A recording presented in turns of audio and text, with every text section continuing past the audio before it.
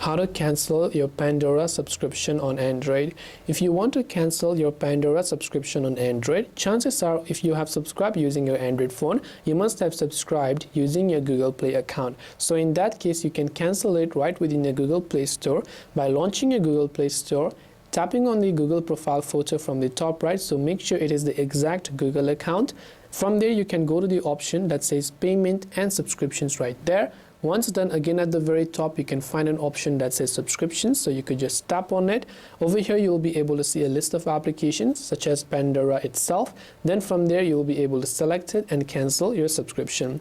In some cases, if you don't find it, you can also manually launch the Pandora app, or you can also go to its website and log into your account. From here, you can simply go to your profile icon, go to its settings by tapping the gear icon from the top right. Here you'll be able to see if you have got an active subscription. If you don't, you will see an upgrade button, but if you have, you'll find the manage option there.